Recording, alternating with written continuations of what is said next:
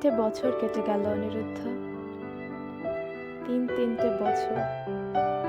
সেদিনের রাত্রের পর, সেই বাঙালির উৎসবের রাত, অঝোরের রাত, অবৃষ্টির রাত এবং গাড়ি চলাচলের রাত। সত্যিই কত সহজ ছিল রাতটা সবার কাছে, তাই না? তোমার কাছেও তাই ছিল। শেষ পাতে গিয়ে বুঝেছিলে শহর তখন ভাতের থালাগুলো মেজে ঘুমোতে যাবে। কারোর ঠোঁটে বোরোলিনের গন্ধ। আর অন্যদিকে কি বোকা ছিলাম না আমি? শুধু তোমাকে পাইনি বলে দালনক পিলোর গদি ছেড়ে ফুটপাতে কালো ওড়না পরে শুয়ে কেঁদেছিলাম। অবশিষ্ট 20 টাকার নোট দিয়ে 4টে কড়া ফ্লেক কিনে কাঁদতে বসেছিলাম।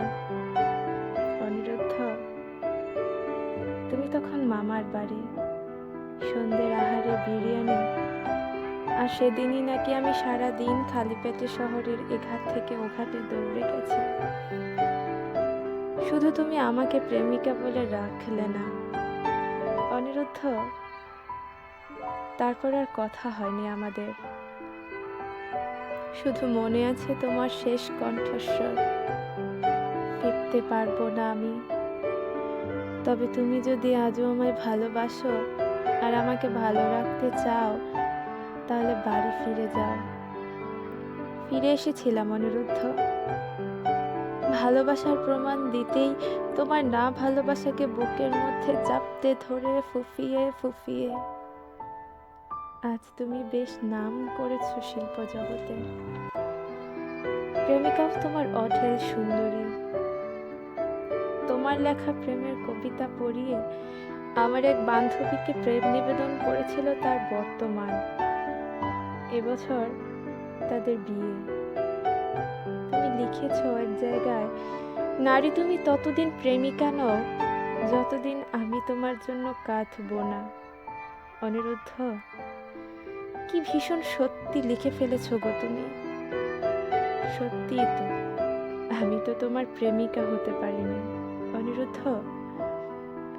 রোদে পড়ে মৃত্যুকে রোজ কাছ থেকে ডেকেও তোমার সবটুকুকে গভীরে গিয়েও ভালোবেসেও তোমার কান্নার কারণ হতে পারিনি।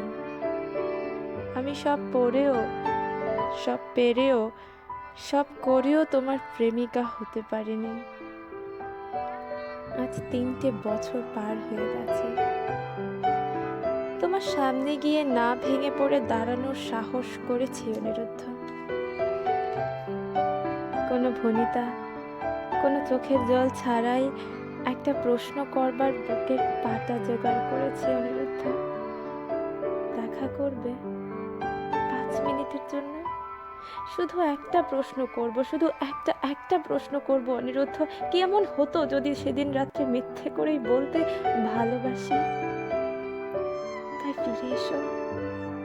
আমি কি খুব বেশি জ্বালাতন করতাম? পরের সকালে নাকি মিথ্যে বলার জন্য তোমাকে আমার প্রেমিক হতে হতো, এমন একজনের যে তোমার প্রেমিকা হতে পারে না। সেদিন রাতে মিথ্যে বলতে পারতে অনিরুদ্ধ। মিথ্যে বললে আজ হয়তো আমিও তোমার মতো আরেকটা প্রেম করার সাহস পেতাম।